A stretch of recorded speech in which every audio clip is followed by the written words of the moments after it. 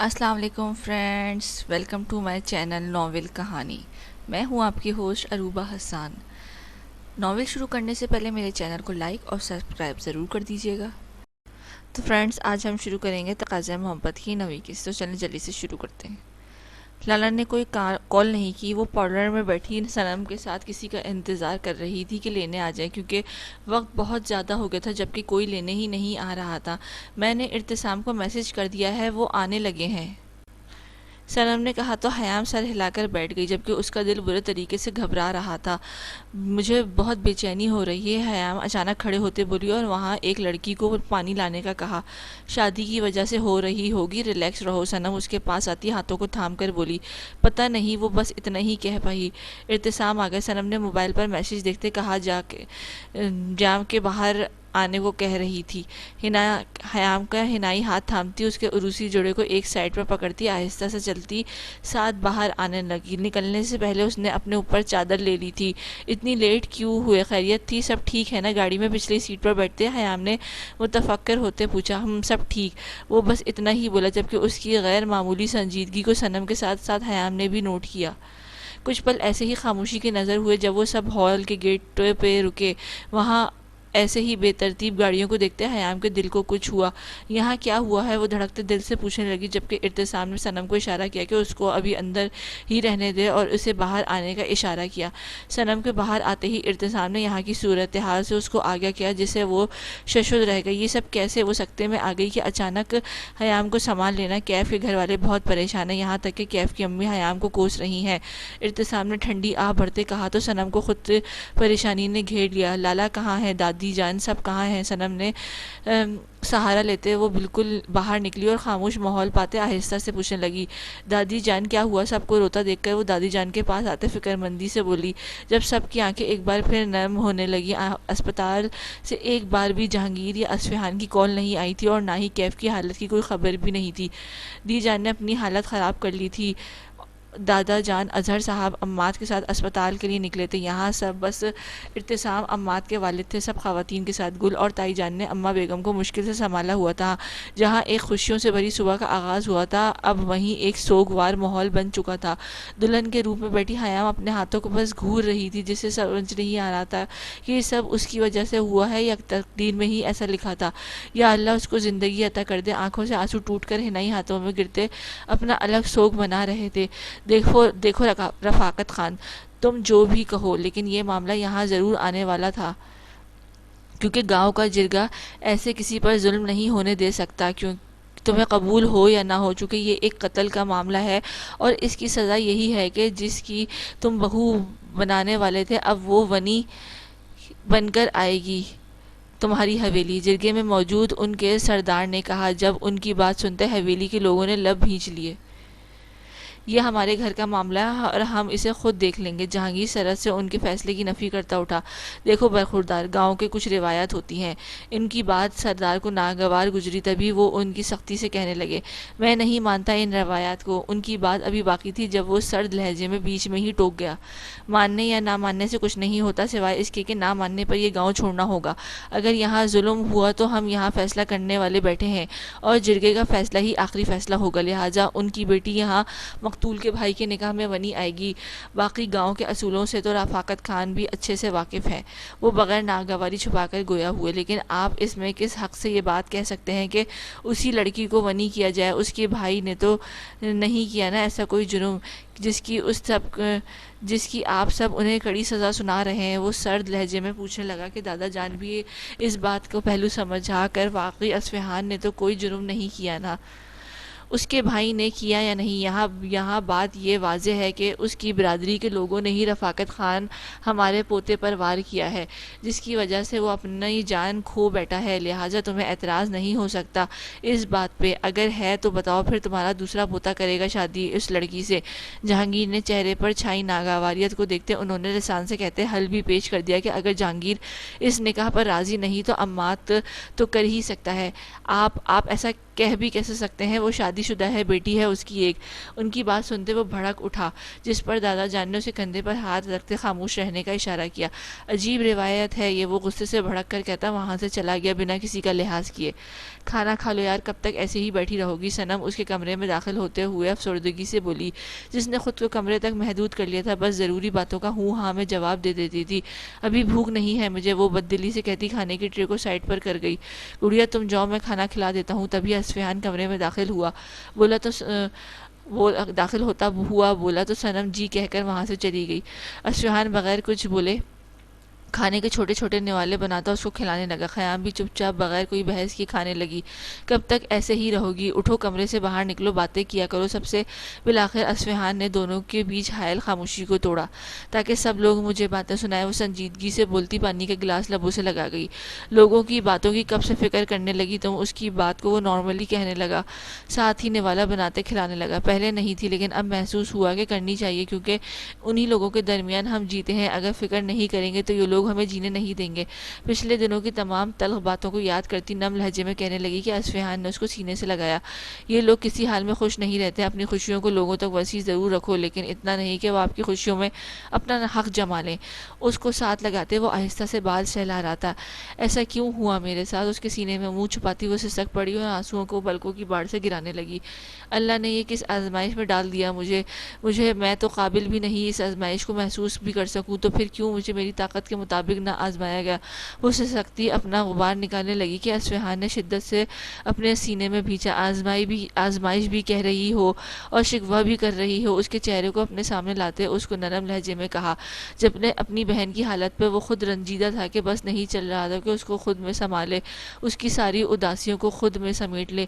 تو کیا کروں؟ وہ ہچکی لیتی بولی، صبر کرو میری جان، اللہ ہے نا بہترین فیصلہ کرنے والا، وہ آگے تمہارے بہترین سے نوازے گا۔ اس کے بال سنوارتے وہ محبت سے بولا، ان کا کیا لالا جن کا بیٹا میری وجہ سے چلا گیا؟ اپنے آنسو صاف کرتی وہ لمحہ یاد کرتی بولی، جب ارتسام نے سب کے سروں پر بم پھوڑا تھا۔ کس نے کہا تمہاری وجہ سے ہوا کچھ؟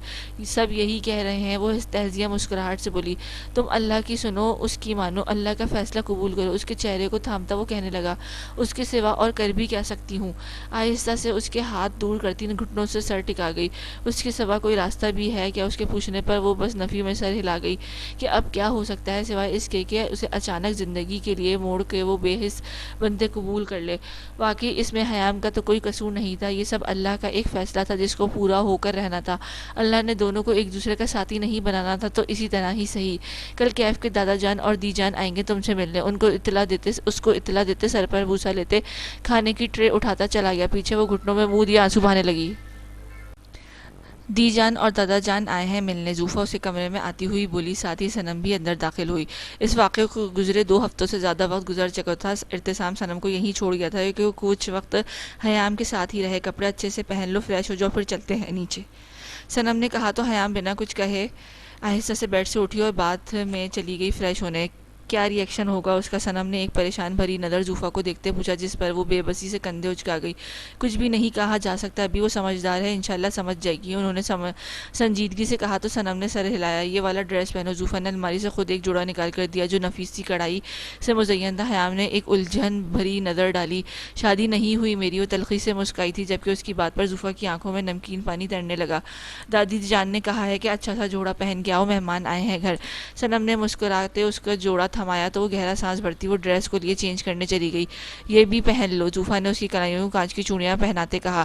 کیوں پہنا رہی ہیں؟ بھول گئی کہ شادی والے دن مہنوز کہلائی گئی ہوں کہ اپنے ہونے والے شوہر کو مار دیا میں نے، وہ عجیب سے لہجے میں کہتی خاموش ہو کے اب ہاتھوں میں پہنی چوڑیوں کو دیکھنے لگی۔ کوئی عام سا دوپٹہ دے مجھے۔ جوڑے کے ساتھ کا دوپٹہ دیکھتے وہ سنجیدگی سے کہنے لگی کہ جو اب جواب دیے بنا ہی دونوں نے اس کو ایسے ہی دوپٹہ اڑایا اور باہر آنے کا اشارہ کرتے ساتھ ہی نیچے لے آئی۔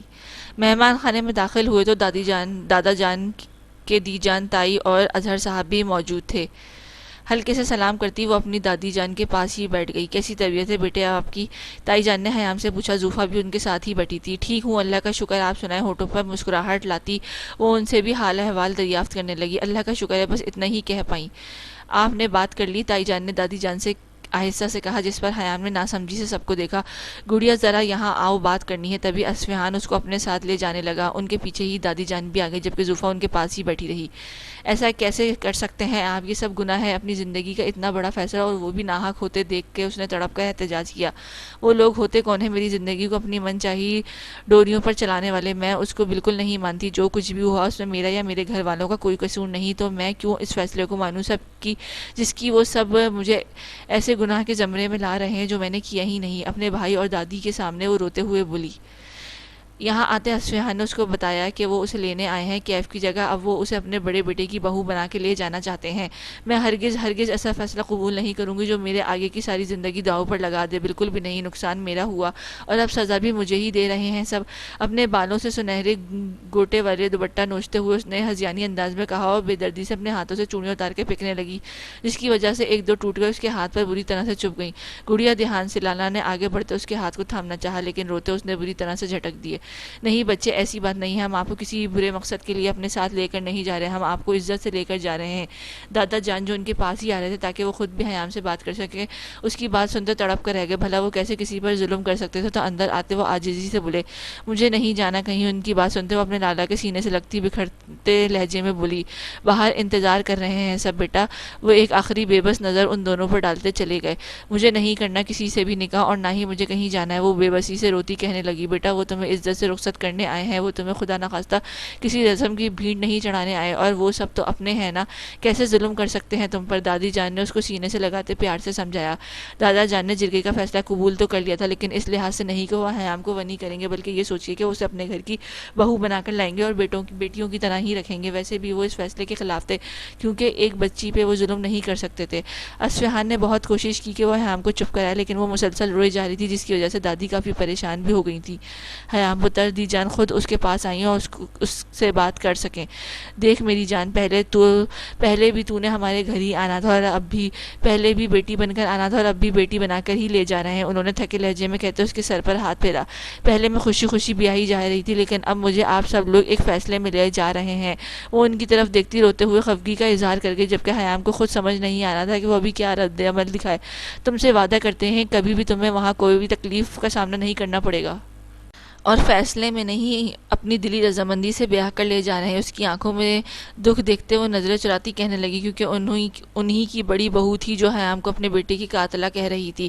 وہ نہیں جانتی تھی کہ اب اس کی تقدیر میں کچھ لکھا بھی تھا یا نہیں، لیکن وہ اتنا ضرور جانتی تھی کہ اپنی تقدیر وہ خود بنانے والی تھی، وہ سب اسی کے ہاتھ میں تھا۔ اسے کے ہاتھ میں تھا کہ وہ کتنا یقین کامل کرتی اپنی زندگی سنوارنے کی، کیونکہ اللہ نے تو بتایا ہی نہیں کہ کیا ہونے والا قسمت میں، پھر وہ کیسے کہہ سکتی تھی کہ اب جو ہوگا وہ قسمت کا لکھا ہوگا؟ قسمت تو خود بنانی تھی اسے۔ اپنے بڑوں کے فیصلے کا مان رکھتے، اللہ پر بھروسہ کرتے، اس نے نکاح کی حامی بھر لی۔ ایک شکوہ کنا نظر اپنے لالا پر ڈالتی اس نے نکاح نامے پر دستخط کیے، لیکن خود پہ وہ ناحق ظلم ہونے دینے والے نہیں تھی۔ ابھی وہ دادی جان کے کمرے میں باقی خواتین کے ساتھ موجود تھی، جبکہ باقی مرد حضرات مہمان خانے میں بیٹھے تھے۔ دادا جان اظہر صاحب اس پر دستخط دیتے واپس چلے گئے اور نکاح نامہ اس کے سامنے رکھا تو ایک نظر پیپرز کو دیکھتے اپنے سامنے بیٹھے دادا جان کو دیکھا۔ ایک سرد آہ خارج کرتے اس نے نکاح قبول کیا۔ اصفہان اس کے قریب آتے گلے سے لگا کر، جو بھی تھا کیف کے ساتھ ساتھ جہانگیر بھی اس کو بہت عزیز تھا، اس کے نکاح میں اس کی بھی رضا شامل تھی۔ دن میں واپس جانا ہے، سب کیا مطلب؟ میں بھی تیار ہوں۔ زوفا بھابھی کی بات سنتے وہ حیرت سے پوچھنے لگی، تمہیں ان کے ساتھ جانا ہے؟ رخصتی بھی آج ہی ہوگی؟ زوفا نے ڈرتے ڈرتے کہا، کیونکہ وہ خود اس کے رد عمل سے ڈر رہی تھی۔ اور میں اس سب کو اپنی شادی مان لوں؟ وہ تلخی سے کہتی دادی جان کی الماری کی طرف بڑھی اور وہاں سے ایک شال نکالتی اپنے گرد لپیٹ گئی۔ تیار ہوں میں، سپاٹ لہجے میں کہتی وہاں بیڈ پر بیٹھ گئی، جبکہ دل تو پھوٹ پھوٹ کر رونے کا کر رہا تھا۔ وہ کون سی ستم ظریفی تھی! جہانگیر، دوسری گاڑی میں کیوں جا رہے ہو؟ دادا جان نے جب جہانگیر کو اپنی گاڑی میں بیٹھتے دیکھا تو ٹوک دیا۔ مجھے واپس جانا ہے دادا جان، ضروری کام ہے، وہ سنجیدگی سے کہتا گاڑی میں بیٹھ گیا۔ خان واپس آ جا ادھر، دی جان نے سخت سخت لہجے میں کہا تو گاڑی کا دروازہ کھولتا، اس کے ہاتھ تھامتے، لیکن بغیر ان کو دیکھے وہ دوبارہ سے گاڑی میں بیٹھ کر بنا کچھ کہے وہاں سے روانہ ہو گیا۔ حیام پہلے ہی گاڑی میں بیٹھ چکی تھی تو اسے کوئی فرق نہیں پڑتا کہ کون کہاں جا رہا ہے، کیوں جا رہا ہے۔ ابھی وہ بس سکون چاہتی تھی، اس کا نیا نویلا شوہر کہاں گیا، کیوں گیا، اس سے کیوں نہیں ملا، اس کو کوئی سروکار نہیں تھا، وہ بس تنہائی چاہتی تھی۔ تبھی وہ خاموشی سے سیٹ کی پشت سے سر ٹکا کے آنکھیں موند گئی۔ حویلی پہنچتے ان کو شام ہو گئی تھی۔ حیام کو دی جان اپنے کمرے میں لے گئی تھی۔ گاؤں کی کچھ خواتین بھی آئی تھیں کہ وہ دلہن دیکھ لیں، کیونکہ یہ خبر سب کو تھی کہ جس بہو کو وہ پہلے بیاہنے جا رہے تھے وہ اب ان کے بڑے بیٹے کی بہو بن کر آ رہی تھی۔ ادھر دیکھ میری طرف، دادا جان ابھی اپنے کمرے میں نہیں تھے، تائی جان بھی نہیں، اپنے کمرے میں جا چکی تھی۔ اماں بیگم ابھی تک اس سے ملنے نہیں آئی تھی، تھوڑی دیر پہلے گل ان کو کھانا دے گئی تھی۔ کافی دنوں سے سب ایک ساتھ کھانا نہیں کھا رہے تھے، سب الگ الگ ہی اپنی پریشانیوں میں گھرے ہوئے تھے۔ ان کو بلانے پر حیام خالی نظروں سے ان کی طرف دیکھنے لگی۔ میرا خان اتنا سنگ دل نہیں جتنا وہ دکھا کے گیا ہے، بس کچھ ماحول ایسا بن گیا کہ اتنا لاپرواہ ہو گیا، ورنہ تو اسے اچھے سے جانتی ہے۔ انہوں نے بات کہنا شروع کی، تب حیام کو احساس ہوا کہ اس نے تو جہانگیر کو دیکھا ہی نہیں کبھی، تو وہ کیسے جانے گی کہ اس کو کجا اس سے بات کی ہوئی ہو۔ میں گل کو کہتی ہوں تجھے کمرے میں چھوڑ آئے، آرام کر لو۔ اس کے ماتھے پر پیار کرتے انہوں نے ملازم کو آواز دی کہ گل کو کہے کہ اسے جہانگیر کے کمرے میں چھوڑ آئے۔ گل کو بلانے کے بجائے اس نے کہا وہ خود ہی بتا دے کہ وہ کمرہ کہاں ہے، وہ چلی جائے گی۔ جب اسے اماں بیگم اپنی طرف آتی دکھائی تھی، السلام علیکم، ان کو دیکھتی حیام نے فوراً سلام کیا، جس کا جواب دیے بغیر انہوں نے ملازمہ کو جانے کا کہا۔ کہاں جا رہی ہو؟ لہجے میں سرد پن لیے انہوں نے پوچھا۔ حیام ان کو لہجوں کو سمجھتی جواب دینے لگی، کمرے میں جا رہی تھی، بس اتنا کہا اور ان کے چہرے کی جانب دیکھنے لگی۔ کچھ دنوں میں ہی وہ بہت کمزور دکھنے لگی تھی، آنکھوں کے پپوٹے سوجن لیے ہوئے تھے، شاید وہ روز رات کو روتی تھیں۔ حیام کو افسوس نے آن گھیرا، یقیناً وہ ان کو قصوروار اسی کو سمجھتی تھیں۔ کس کے؟ انہوں نے اسی سرد لہجے میں پوچھا تو حیام الجھ گئی۔ جہاں ابھی وہ کہتی کہ انہوں نے اپنے پیچھے آنے کا اشارہ کیا، جس پر وہ محض سر ہلا کے جانے لگی۔ جب تک وہ واپس نہیں آتا تب تک یہیں رہو، اس کو ایک چھوٹے سے کمرے میں بلاتی کہنے لگی، لیکن حیام کو سمجھ نہ آیا کہ کس کے آنے تک۔ خیر وہ اس کی بھی غنیمت جانتی، خود کو آمادہ کرنے لگی کہ اب یہیں رہنا ہے۔ چھوٹا سا کمرہ جو یقیناً استعمال میں نہیں تھا، لیکن اس کو ایسا لگا جیسے آج اس کے لیے انہوں نے صاف کروایا ہو، کیونکہ کمرہ صاف ستھرا تھا۔ ساتھ اٹیچ باتھ میں جا کے وہ فریش ہو آئی، بستر پر گر سی گئی، اعصابی تھکن سوار تھی تو سوچوں کو فی الحال پرے جھٹکتی وہ سونے کے لیے آنکھیں موند گئی۔ صبح ہوتے دی جان نے ملازم کو کہا کہ وہ حیام کو بلا لائے تاکہ وہ ان کے ساتھ ناشتہ کر سکے، لیکن ملازم نے بتایا کہ وہ کمرے میں نہیں ہے۔ وہ سنتے ہی ان کو فکر لاحق ہو گئی کہ آخر وہ کہاں گئی۔ تب ملازم نے آ کر بتایا کہ وہ کچن کے پچھلی سائڈ بنے کمرے میں ہے۔ کس نے کہا وہاں رہنے کو جب میں نے تمہیں جہانگیری کمرے میں بھیجا تھا؟ دی جان نے اس کو بلوا کر الجھن سے پوچھا۔ بس ایسے ہی دی جان، نیند نہیں آ رہی تھی تو وہاں چکر لگاتی چلی گئی، وہ بات کو دباتی ہوئی کہنے لگی۔ جب اندر آتی اماں بیگم نے اس کی بات کو اچک لیا۔ میں نے بھیجا تھا دی جان، جب تک میرا بیٹا نہیں آ جاتا تب تک وہ وہیں رہے گی، اور آپ کو اگر کوئی اعتراض کیا تو میں یہ گھر چھوڑ کر چلی جاؤں گی جہاں میری اور میرے بیٹے کی کوئی قدر ہی نہیں۔ آتے ہی وہ برہمی سے کہنے لگی، انداز ایسا تھا جیسے کچھ کر دیں گی۔ تمیز کتھے بھول آئی ہے سمینہ؟ ان کا لہجہ دی جان کو ناگوار گزرا، تبھی وہ سختی سے ٹوکنے لگی، جو بھی ہے دی جان، لیکن یہ وہیں رہے گی اور میں نہیں سننا چاہتی کہ اس نے کچھ نہیں کیا، اس کی وجہ سے کچھ بھی نہیں ہوا، جو بھی ہوا ہے وہ اس کی برادری والوں نے ہی کیا ہے۔ حادثہ تھا یا جان بوجھ کے، لیکن مجھ سے میرے بچے کی حالت نہیں بھولی جا رہی۔ نم لہجے کے کاٹدار نظر حیام پر ڈالتی وہ وہاں سے چلی گئی، جبکہ حیام تلخی سے مسکرا دی، یعنی وہ واقعی فیصلے میں لائی گئی تھی۔ میری دی جان نے شرمندہ ہوتے کچھ کہنا چاہا۔ کوئی بات نہیں دی جان، اس بات کو چھوڑیں، آپ بتائیں آپ ٹھیک ہیں؟ ان کو وہ شرمندہ نہیں دیکھ سکتی تھی، جانتی تھی کہ اس کا قصور نہیں اور نہ ہی اماں بیگم کا، وہ تو بس اپنے بیٹے کی جدائی میں اتنی تلخ ہو گئی تھی، ورنہ حیام ان کو بھی عزیز تھی، تبھی ان کے لہجے کے دل پہ نہ لیتے وہ مسکرانے کی صحیح کرتی۔ دی جان سے بات کرنے لگی، اس کے لیے یہی کافی تھا کہ باقی کے فرد تو اس کے ساتھ ٹھیک تھے اور ٹھیک سے بات کرتے تھے، آہستہ آہستہ اماں بیگم بھی ٹھیک ہو جائیں گی۔ میں نے نہیں جانا، وہ مسلسل منہ بنائے کبھی کسی کمرے میں تو کبھی کسی کمرے میں بھاگ رہی تھی، اور گل ہمیشہ کی طرح ان کے پیچھے گھن چکر بنی پھر رہی تھی۔ اچھا ٹھیک ہے نہ جاؤ، لیکن میری بات تو سن لو۔ بالآخر گل ہار مانتے کہنے لگی تو دعا اس کو مشکوک نظروں سے دیکھنے لگی۔ کیوں نہیں جانا اسکول؟ اس کے پاس آتے اسے گود میں اٹھاتے پوچھا تو بتانے لگی کہ میرا دل نہیں کر رہا جانے کو، لیکن میرا بچہ یہ بری بات ہے نا، جب آپ اسکول نہیں جاؤ گے تو بابا چاکلیٹ کیسے لائیں گے؟ وہ اس کو بہلاتے کپڑے پہنانے لگی۔ جب اماد نے کسمساتے کروٹ بدلی، اماد دعا کو بال بنا کے فارغ ہوئے تو اماد کو دیکھنے لگی، جس کا چہرہ سرخ ہو رہا تھا۔ طبیعت کیسی ہے؟ اس کے پاس بیٹھتے فکر مندی سے پوچھا، جبکہ اماد نے اپنی آنکھیں ہنوز بند رکھی ہوئی تھی۔ پتہ نہیں، اتنا کہہ کے اس کا ہاتھ تھام گیا، جس پر گل کو حیرت ہوئی کہ رات کی نسبت اب بخار زیادہ ہو گیا تھا۔ اماد آپ کی طبیعت طبیعت بہت خراب ہو رہی ہے, اٹھے ڈاکٹر کے پاس چلتے ہیں. فکر مندی سے اپنا ہاتھ اس کی پیشانی پر رکھتے بولی تو اس نے نفی میں سر ہلایا. اس واقعے کے بعد آج تیسرا دن تھا. عماد کو بخار ہو گیا تھا اور طبیعت ٹھیک ہونے کے بجائے بگڑتی جا رہی تھی. کیوں نہیں جانا, حالت دیکھیں اپنی. اب کی بار گل نے سختی سے کہا اور سہارا دے کر اٹھانے لگی کیونکہ عماد پانی کی طرف اشارہ کر رہا تھا. لالا نہیں آئے. وہ جہانگیر کے بارے میں پوچھنے لگا کیونکہ اسے لگا تھا کہ حیام سے نکاح کے بعد وہ ضرور گھر رکے گا.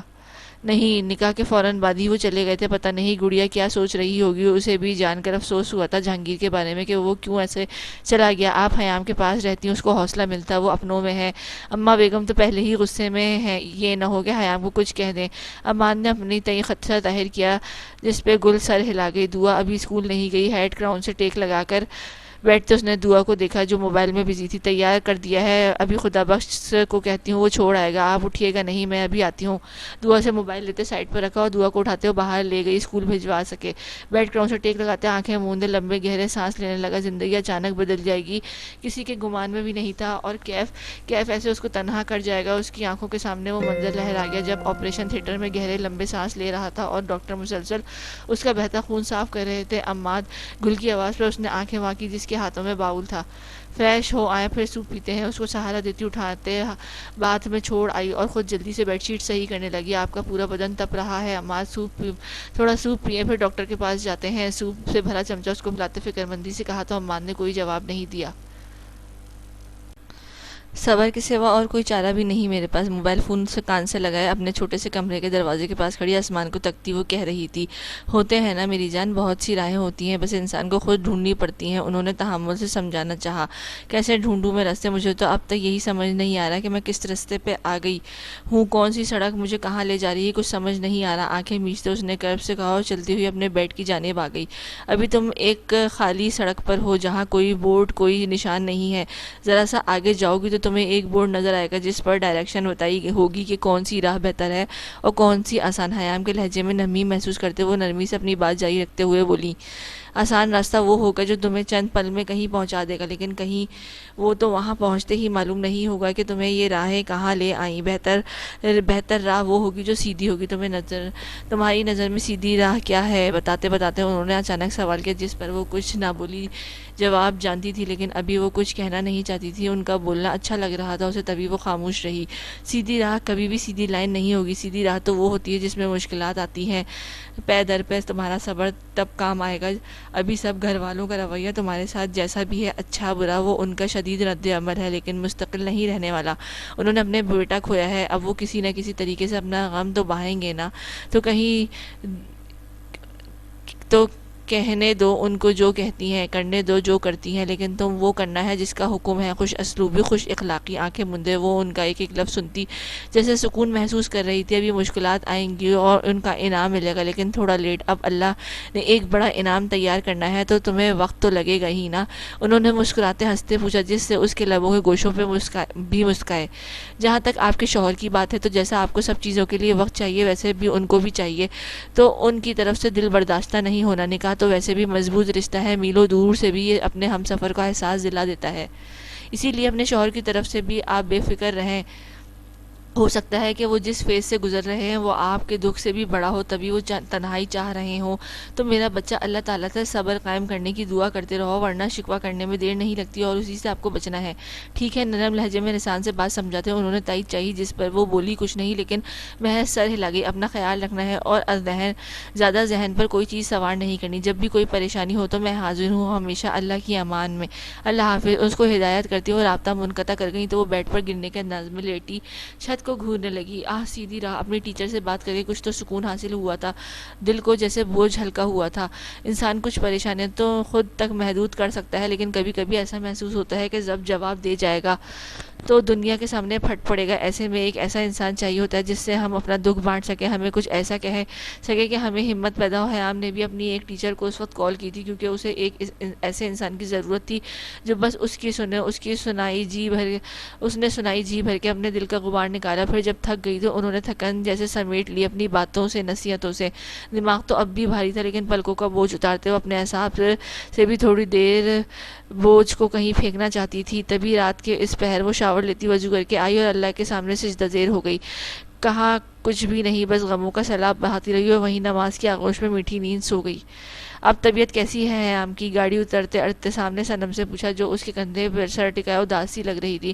حیام کے جانے کے 2 دن بعد آج ارتسام اسے لینے آیا تھا اور ابھی بھی وہ اداس لگ رہی تھی۔ اداس تو تبھی سے تھی لیکن کون کس کس کو سنبھالتا؟ ٹھیک تھی وہ، بس اتنا ہی کہہ پائی۔ اور تمہاری وہ آنکھ؟ اس کی بند آنکھوں کو دیکھتے پوچھا اور بازو پر رکھے اس کے ہاتھوں پر نرمی سے ہاتھ پھیرا۔ میں بھی ٹھیک ہوں، وہ اسی انداز میں بولی کہ ارتسام ہلکا سا مسکرایا۔ گھر پہنچے صنم اندر گئی تو اندر دیبا کو ٹیبل پہ کھانا لگاتے دیکھ کر حیران ہوئی، جبکہ ماتھے پر شکن واضح تھی۔ یہاں کیوں کھڑی ہو؟ صنم کو لاؤنج میں کھڑا دیکھ کر اندر آتے ارتسام نے پوچھنا چاہا۔ جب دیبا کو اپنے گھر میں دیکھ کر وہ بھی حیران ہوا۔ تم کیسے آئی یہاں؟ اپنے کیز اور موبائل وہاں موجود ٹیبل پر رکھتے ارتسام نے سنجیدگی سے پوچھا۔ چاچو آئے تھے گھر، ان کو دیکھنے میں بھی آ گئی، ساتھ کھانا کھانے کا ٹائم ہو گیا ہے اور تم بھی آنے والے تھے تبھی کھانا لے آئی۔ اس کے بتانے کے انداز سے صنم کو ایسا لگ رہا تھا جیسے اس کی غیر موجودگی میں روز یہی کھانا لا رہی تھی۔ اتنے دن تو تمہیں یہ احساس نہیں جاگا، پھر آج کیوں؟ صنم نے چہرے پر الجھن بھرے تاثرات دیکھتے ارتسام نے پوچھا، جس پر صنم کو جیسے سکون کی لہر محسوس ہوئی۔ ارے میں تو روز ہی آنا چاہتی تھی لیکن موم نہیں آنے دیتی تھی کہ کہیں آپ اکیلے ہیں گھر پر، جیسے مجھ سے آپ کو کوئی خطرہ ہو۔ وہ نازک مزاجی سے کام لیتی کہنے لگی جب صنم نے ارتسام کے ماتھے پر نمایاں ہوتے بل دیکھے۔ بہت شکریہ اس سب کا، لیکن اس کی کوئی ضرورت نہیں، میری بیگم آ گئی ہے، وہ دیکھ لے گی اپنا گھر۔ بے بناوٹی سے کہتا وہ اٹھا اور پلیٹیں واپس سمیٹنے لگا، جب تذلیل کے احساس سے دیبا کا چہرہ سرخ پڑ گیا۔ کوئی بات نہیں ارتسام، اب وہ لے آئی ہے تو کھا لیں، آپ کی بہن ہے اور بہنیں اتنا تو کر ہی سکتی ہیں۔ ارتسام کے بگڑتے تاثرات دیکھتے صنم نے جلدی سے کہا، جبکہ بہن کہنے پر ارتسام متبسم ہوا اور دیبا کا چہرہ مزید سرخ۔ آؤ دیبا کھانا کھاؤ بھائی کے ساتھ۔ صنم نے جان بوجھ کر اسے کھانے کی دعوت دی، جس پر وہ زبردستی مسکراتی ارتسام کی موجودگی میں، ورنہ اس کا ارادہ کوئی سخت سنانے کا تھا۔ نہیں کہتے وہ وہاں سے دفع ہو گئی، جبکہ صنم ایک ناگوار نظر اس پر ڈالتی ارتسام کو بیٹھنے کا اشارہ کرتی خود بیٹھی۔ میک اپ والا منہ اس سے سنبھالا نہیں جاتا اور آ گئی تھی آپ کو اور بابا کو سنبھالنے۔ وہ کھانا پلیٹ میں ڈالتے بڑبڑائی کے ارتسام نے مسکراتے اسے دیکھا۔ آپ کیوں مسکرا رہے ہیں؟ آپ کی بہن کھانا دے کر گئی ہے، چیک کریں، مزے کا لگ رہا ہے۔ پلیٹ میں پلاؤ ڈالتے اس نے ارتسام کے آگے کیا، جب بہن لفظ پر اس نے کافی زور دیا جس پر ارتسام کا کہکہ بے ساختہ تھا۔ جی ضرور کھائیں گے۔ وہ سر کو خم دیتا فریش ہونے لگا کہ صنم مسکرا دی۔ پچھلے گزرے دنوں میں سب نے اس کے ساتھ اچھا رویہ اپنائے رکھا، ماں سوائے اماں بیگم کے۔ جب بھی ان کو موقع ملتا وہ ضرور اس سے کوئی مشکل کام کرواتی، جس کے بعد وہ اس کو سناتی، لیکن وہ کچھ بھی نہ کہتی ان کو۔ ابھی وہ کچن میں چائے بنانے آئی تھی اماں بیگم کے کہنے پر، لیکن آج کچھ بخار بھی تھا اس کو، جس کی وجہ سے اچانک چکر آیا تو لڑکھڑاتے کب زمین پر گر گیا۔ چل اٹھ اور جا، جلدی سے تیار ہو جاؤ اور شکل بھی سنوار۔ اپنی زمین پر بیٹھتی وہ کرچیاں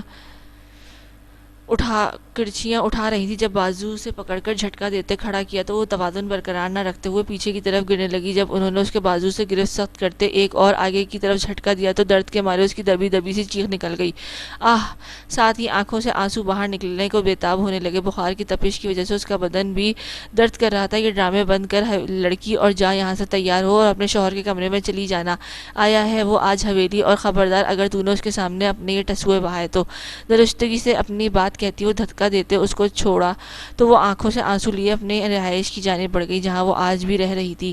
کمرے میں پہنچتے اس نے چارپائی کے پاس پڑی ایک پٹ والی الماری کھولی جو بہت ہی خستہ حالت میں تھی، اپنا ایک جوڑا نکالا اور جو ساتھ ہی چھوٹے سے غسل خانے میں داخل ہو گئی فریش ہونے، لیکن دل بھی عجیب ہی لے میں دھڑک رہا تھا اپنے شریک حیات کو دیکھنے کی چاہ میں۔ اسے یہاں رہتے ہوئے تقریباً 1 مہینہ ہو چلا تھا، اس نے اپنے شوہر تک کو دیکھا نہیں تھا۔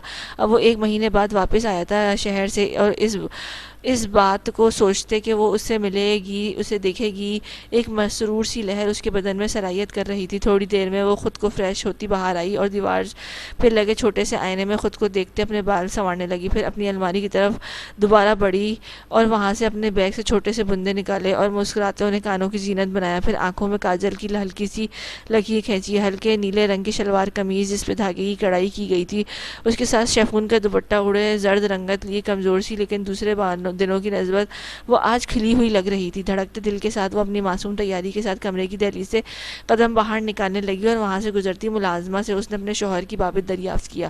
سنو، وہ کہاں ہیں؟ کیا کمرے میں موجود ہیں؟ اس نے ہلکی سی آواز میں دریافت کیا کہ کہیں اماں بیگم نہ سن لیں، اکثر وہ اسے ملازموں سے بات کرنے پر بھی ٹوک دیا کرتی تھیں۔ کون؟ جہانگیر بابا؟ ہاں جی، وہ تو تھوڑی دیر پہلے کمرے میں ہی موجود تھے۔ ملازمہ نے ایک نظر اس کی تیاری کو دیکھتے کہا اور آگے باورچی خانے کی طرف چل دی۔ اپنے ننھے سے دل پر ہاتھ رکھتے وہ بھی چھوٹے خان کے کمرے کی جانب چل دی۔ سیڑھیاں چڑھتے وہ ہلکا سا مسکرا رہی تھی۔ کمرے کے باہر کھڑے ہوتے اس نے اپنے اعصاب کو نارمل کرنے کے لیے ایک لمبا گہرا سانس بھرا اور دروازہ دھکیلتے اندر داخل ہوئی۔ پورے کمرے میں ایک نظر دیکھتے وہ آرام سے بیٹھ کی پائنتی کے قریب بیٹھ گئی، یہ سوچ کے کہ جہانگیر ابھی آتے ہی ہوں گے۔ پورے کمرے میں اس کی خوشبو اس کی آمد کا پتہ دے رہی تھی۔ سگریٹ اور پرفیوم کی ملی جلی اسمیل۔ اس کو سگریٹ کی اسمیل اچھی نہیں لگتی تھی، لیکن یہ سوچ کے شاید اس کی جہانگیر پر جچتا ہو، وہ خود ہی مسکرا دی اور بے اختیار اس کے گال دہک گئے اس بات کو سوچتے۔ 10 منٹ گزرنے کے بعد اس کا دل بے چین ہو گیا کہ وہ ابھی تک آیا کیوں نہیں۔ مزید آدھا گھنٹہ گزر گیا لیکن وہ آیا کمرے میں نہ ہی اس کی کوئی آہٹ۔ آہستہ سے اٹھ کر دروازے کے قریب آئی اور وہاں دائیں بائیں نظریں گھمائیں، لیکن وہاں بھی 2 ملازم کے علاوہ کوئی نہ تھا۔ تمہارے خان سائیں کدھر ہیں؟ حیام نے کمرے سے باہر آ کر راہداری سے چلتی ہوئی دائیں جانب آتی جہاں ایک ملازم ریلنگ کو کپڑے سے صاف کر رہا تھا۔ جی بی بی جی، وہ تو تھوڑی دیر پہلے ہی ڈیرے پر روانہ ہو گئے، ابا سائیں سے ملنے۔ ان کی نظریں جھکا کر جواب دیا۔ او واپس آئیں گے کیا حویلی؟ نہیں۔ ہمت باندھ کے دوسرا سوال کیا کہ کیا پتہ مثبت جواب مل جائے۔ نہیں بی بی جی، وہ وہیں سے دوبارہ شہر روانہ ہو جائیں گے۔ مؤدب سا جواب دے کر وہ مڑ گیا اور اپنے کام میں مشغول ہو گیا۔ اور ادھر اس کا دل ڈوب گیا ملازم کا جواب سنتے۔ بھلا وہ کیسے بھول گئی کہ جو شخص اس کو نکاح میں لے کے بغیر اسے دیکھے اکیلا چھوڑ گیا اپنے گھر والوں کے رحم و کرم پہ، وہ کیسے اب اس کو ایک نظر بھی دیکھے گا۔ آنکھوں میں نمی تیرنے لگی جس کو چھپانے کی اس نے کوشش بھی نہیں کی۔ ڈوبتے دل کے ساتھ چھوٹے چھوٹے قدم لیتی وہ واپس اپنے پرانے کمرے میں آ گئی اور خالی نظروں سے اپنے کمرے کی دیواروں کو دیکھنے لگی۔ بے بسی کے ساتھ اس کو غصہ بھی آنے لگا کہ ایسی کیا مجبوری تھی، ایک بار بھی یہاں نہیں آیا، اور اگر آیا بھی تھا تو اس سے بغیر دیکھے چلا گیا تھا۔ اس سے اچھا تھا کہ وہ یہاں آتی ہی نہ۔ گڑیا تم یہاں کیا کر رہی ہو؟ پاس سے گزرتی گل نے رک کر اس سے پوچھا، جو ابھی تک دروازے پہ کھڑی جانے کیا سوچ رہی تھی۔ او ادی، میں یہاں جہانگیر سے ملنے آئی تھی لیکن وہ یہاں ہے ہی نہیں، اس نے کچھ شرمندہ ہوتے جواب دیا۔ اس کا ذکر کرنے سے وہ جھجک رہی تھی۔ ارے تو وہ تو چلا گیا، مل کے نہیں گیا کیا تم سے؟ اس نے حیران ہوتے پوچھا، کیونکہ دی جان نے بھی اسے یہی کہا تھا کہ جہانگیر آ رہا تو اس سے مل کر جائے گا۔ پتہ نہیں، میں تو یہاں ان کے کمرے میں آئی تھی لیکن وہ تھے ہی نہیں، کچھ نادم سا ہوتے جواب دیا تو اس کی معصومیت ہلکا سا ہنس دی۔ چلو کوئی بات نہیں، تم آؤ، دی جان کے پاس چلتے ہیں، وہ تم کو یاد کر رہی ہیں۔ اس کو مسکرا کے کہتی آگے بڑھ گئی اور چھوٹے چھوٹے قدم لیتی اس کے پیچھے آنے لگی۔ ابھی اس کا دل کیا کہ اپنی ایک ایک تیاری کو نوچ نوچ کے خراب کر دے۔ اس کا دل کیا کہ وہ اس کے سامنے آیا، اس کا گریبان پکڑ کے اس سے پوچھے کہ اب وہ اس کی کس بات کی سزا دے رہا ہے، کیوں اس کو ایسے ہی لاوارثوں کی طرح یہاں چھوڑ گیا تھا؟ اگر اتنا ہی اس کو شہر عزیز تھا تو رہتا وہاں ابھی بھی کیوں آیا تھا؟ اس کو یہاں سولی پہ لٹکایا ہوا تھا۔ گھر سے ہو آئے آپ؟ ڈیرے پر پہنچتے ہوئے وہاں عماد نے اس کو پوچھا جو اجلت میں نظر آ رہا تھا۔ بلیک پینٹ شرٹ پہنے وہ پچھلے دنوں کی نسبت آج جیسے تھوڑا فریش لگ رہا تھا۔ ہاں ہو آیا ہوں، مجھے واپس جانا ہے، ارجنٹ ہے۔ اس کے ساتھ ہی چارپائی پر بیٹھتا خدا بخش کے ہاتھ سے عماد کی لسی کا گلاس پکڑتا ہوا بولا، ابھی آدھا گھنٹہ پہلے تو آئے ہیں آپ اور واپس بھی جانا ہے؟ بھابھی سے مل لیے؟ اسے جہانگیر کی واپس جانے کا سن کر حیرت ہوئی، تبھی وہ پوچھنے لگا۔ نہیں، ایک لفظی جواب دیتے وہ لسی کا گلاس ختم کر گیا۔ اس کا جواب سنتے عماد کو بالکل بھی اچھا نہ لگا۔ کیوں؟ عماد نے بھی اسی انداز میں پوچھا۔ یار ٹائم نہیں ہے پاس، بعد میں ملتے ہیں، چکر لگانا، ٹھیک ہے، اللہ حافظ۔ اس کے سوال کو نظر انداز کرتا وہ اٹھا اور جانے کی پر تولنے لگا، جبکہ اس کا رویہ عماد کی سمجھ سے بالا تر تھا۔ عماد کی پیچھے سے پکار کو نظر انداز کرتا وہ گاڑی میں سوار ہوتا وہاں سے شہر کی جانب نکل پڑا۔ کمرے میں جیسے ہی قدم رکھے تو حقے کی خوشبو ناک کے نتھنوں سے ٹکرائی، جس کے بغیر کوئی تاثر دیے وہ کمرے کا دروازہ بند کرتی چھوٹے چھوٹے قدم لیتی بیٹھ کے ایک کنارے پر جا کر بیٹھ گئی۔ میری دی اتنی اداس کیوں ہے کہ جہانگیر نہیں مل کر گیا؟ دی جان نے اپنے پاس آنے کا اشارہ کرتے اس کے اداس چہرے کو دیکھتے پیار سے پوچھا تو اس نے ہلکا سا نفی میں سر ہلایا، حقے کی سائڈ پہ کر کے ان کے برابر آ کر بیٹھ گئی، سر ہنوز جھکایا ہوا تھا۔ تب پریشان ہونے کی کیا ضرورت ہے دی، وہ تو ہے ہی کام چور، ایک نمبر دا بھلکڑ، ہن آئے گا کان کھینچوں گی اس کے۔ دادی جان نے اسے اپنے سینے سے لگاتے پیار سے کہا اور آئندہ جہانگیر کے لیے منصوبے بنانے لگی۔ ان کو اب خود سمجھ نہیں آ رہا تھا کہ وہ ایسا ری ایکٹ کیوں کر رہا ہے۔ کھانا کھایا؟ پیار سے اس کا چہرہ ہاتھوں میں تھام کر پوچھا۔ اب کی بار روحانسی انداز میں بولی، مجھے تا لگ رہا ہے کہ تجھے بہت تیز بخار ہو گیا ہے، انہوں نے اس کے ماتھے پر ہاتھ رکھتے ہوئے کہا۔ بس ہلکا سا بخار ہے اور کچھ نہیں، تھوڑی دیر میں ٹھیک ہو جائے گا، اس نے دی جان کے ہاتھوں کو اپنے ہاتھوں میں لیتے پیار سے کہا۔ چل آجا مل کر کھانا کھاتے ہیں اور میری بات سن لے کان کھول کر، جہانگیر کی بیوی ہے تو اس کے کمرے میں رہا کر۔ اس اماں بیگم کی زیادہ سننے کی ضرورت نہیں، ابھی میں زندہ ہوں۔ انہوں نے ذرا سخت لہجہ اپنایا کیونکہ وہ پہلے بھی کئی بار کہہ چکی تھی کہ اپنے کمرے میں رہا کر، لیکن اماں بیگم کے کہنے پر وہ اس چھوٹے سے کمرے میں رہتی تھی جہاں اس کا حق نہیں تھا رہنے کا، کیونکہ وہ اس گھر کی ولی وارث کی بیوی تھی، تو کیوں اس کو حقیر سمجھا جاتا؟ اور میں یہ بھی جانتی ہوں کہ میری بات پہ اچھا کہہ کے تو ہاں پھر وہاں چلی جاتی ہے، لیکن اب ایسا نہ ہو۔ انہوں نے اس کی عادت کو دیکھتے پھر روب سے کہا، کیونکہ وہ اس بار اس کو کہہ چکی تھی کہ جہانگیر کے کمرے میں رہا کرے۔ یہاں سے اچھا کہہ کر چلی جاتی تھی، لیکن پھر رات کو وہیں پائی جاتی تھی۔ ایک دو بار اصفہان اس سے ملنے آیا تھا، تب دی جان نے اصفہان کے سامنے یہ بات رکھی کہ کوشش کی کہ، لیکن حیام خود موضوع بدل جاتی تھی۔ اس کے دماغ میں بھی جو چلتا تھا وہ دی جان سمجھنے سے قاصر ہوتی تھی۔ اس کے نکاح کو مہینہ ہو چلا تھا، لیکن وہ اب بھی اپنے آپ کو ذہنی طور پر تیار نہیں کر پا رہا تھا واپس جانے پہ۔ وہ چاہ کر بھی عماد کو یہ نہیں کہہ پایا تھا کہ وہ حیام سے منہ کر کے بات کرنے سے ڈر رہا ہے۔ اسے خوف محسوس ہو رہا تھا، اسی وجہ سے وہ نہیں تھی کہ وہ حیام کو پہلی بار دیکھے گی تو کیا ری ایکشن دے گی، بلکہ اس کی وجہ کیف تھا۔ وہ جانتا تھا حیام کیف کی پسند تھی۔ سب سے پہلے کیف نے اسے ہی تو بتایا تھا کہ اب اس کی پسند جہانگیر کی دسترس میں تھی بھی اور نہیں بھی۔ وہ کیسے اپنے ذہن سے یہ سوچ نکالے، یہی بات اس کو ستائے جا رہی تھی۔ اسے کیف کا خوف کھایا جا رہا تھا۔ جس دن اسے گولی لگی تھی تب اصفہان اور جہانگیر اس کو ہڑبڑی میں اسپتال لے گئے تھے۔ گولی کندھے پر لگی تھی، جس کی وجہ سے اس کا مسلز کافی ڈیمیج بھی ہوئے تھے۔ آپریشن تھیٹر میں اس کی سانسیں اکھڑنے لگی تھیں، جن پہ ڈاکٹرز کے ساتھ ساتھ اصفہان بھی بوکھلا گئے تھے۔ جی دفتن گاڑی میں اس کے موبائل کی چنگارتی آواز گونجی، تبھی کان میں بلوٹوتھ لگاتے دوسری دانے پر پوچھنے لگا، جی رستے میں ہوں، کیا آنا ضروری ہے؟ اوکے بس آدھے گھنٹے میں پہنچتا ہوں، اوکے اللہ حافظ۔ کافی دنوں سے وہ اپنی نیندیں پوری نہیں کر پا رہا تھا، تو اب بھی جیسے آنکھوں سے نیند کی سرخی چھائی ہوئی تھی، اور اب اچانک ضروری کال آنے پہ اس کو جانا تھا۔ کیس کی سنوائی بھی ہونے والی تھی ایک دو دن میں۔ ایک ساتھ ہی وہ 3-4 مشکلات میں گھرا ہوا تھا، جس سے وہ اعصابی تھکن کا حد سے زیادہ شکار تھا۔ آپ اپنا سارا سامان تیار کر کے رکھ لیں، ہم سعدیہ کو کہتے ہیں کہ وہ آپ کا سارا سامان خان کے کمرے میں رکھوا دیں گی، پھر آپ انہی کمرے میں رہیے گا، ٹھیک ہے؟ تائی جان پیار سے سمجھا کر اس کے گال کو تھپ تھپا کر وہ بھی سر ہلا کر اپنے کمرے کی جانب چل دی، جہاں اس کو اب سارا سامان سمیٹنا تھا۔ تھکے قدموں سے وہ اپنے سابقہ کمرے میں پہنچی اور اپنے الماری کھول کر اس میں سے کپڑے نکال کر ان کو ترتیب سے ایک جگہ رکھنے لگی کہ ملازمہ ایسے ہی جا کے روم میں سیٹ کر دے۔ پھر کچھ ضروری سامان خود وہ سمیٹ کر کمرے میں جانے لگی۔ اس کا آدھا سامان پہلے ہی جہانگیر کے کمرے میں تھا، یہاں بس اس نے اپنا ضروری سامان رکھا ہوا تھا۔ کمرے میں پہنچ کر ایک بار پھر اس کی خوشبو محسوس کرتے اس نے لمبی سانس خارج کی اور جو اپنی ضروری چیزیں ساتھ لائی تھی ان کو جگہ پر رکھنے لگی۔ اتنے میں سعدیہ 2 اور ملازموں کے ساتھ کمرے میں داخل ہوئی، جن کے ہاتھوں میں باقی کی چیزیں تھیں۔ بی بی جی آپ بتاتی جائیں کون سی چیزیں کہاں رکھنی ہے تاکہ آپ کی مرضی سے سیٹ ہو سب۔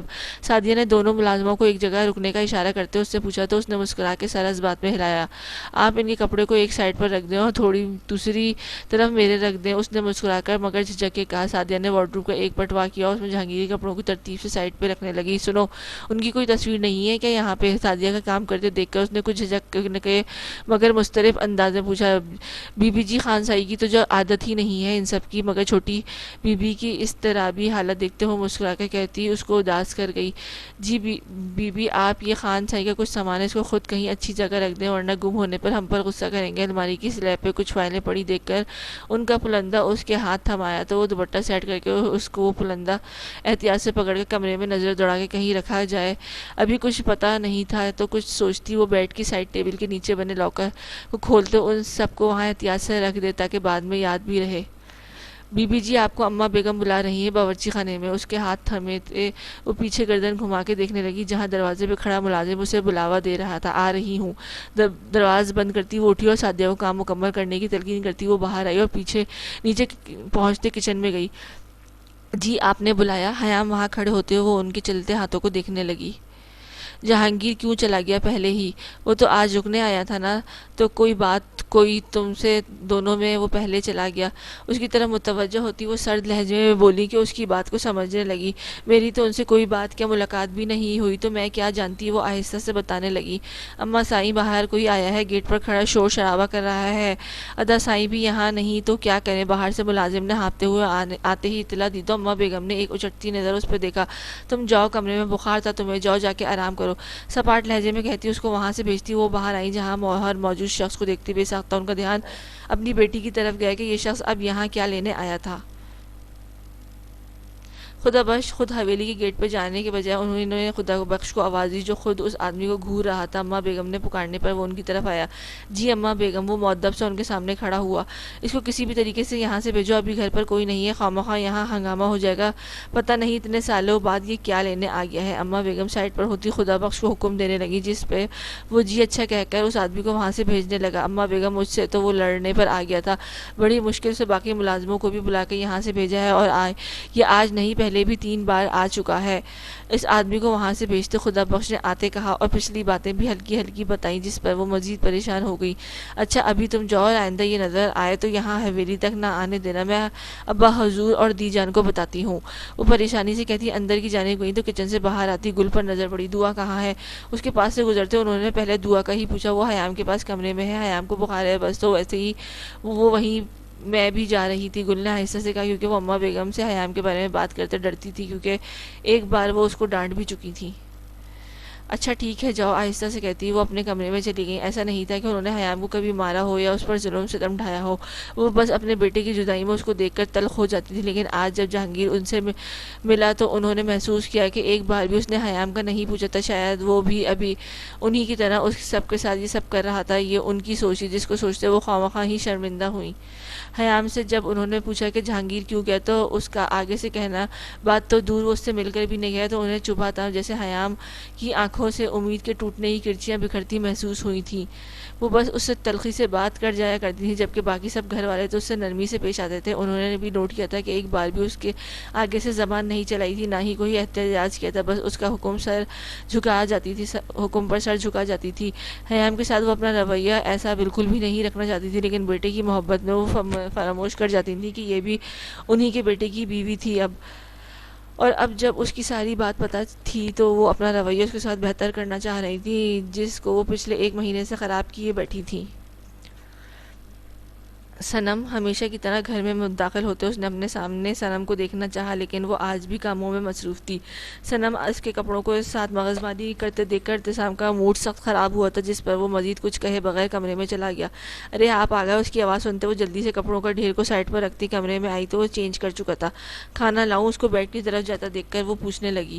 بھوک نہیں، اتنا کہہ کر وہ بیڈ پر چڑھ کر بیٹھ گیا اور لیپ ٹاپ کھول کے بیٹھ گیا۔ صنم اس کے سنجیدہ رویے کو دیکھتی کچن میں چلی گئی، جب کل کی طرح آج پھر دیبا اسی وقت ٹپک پڑی۔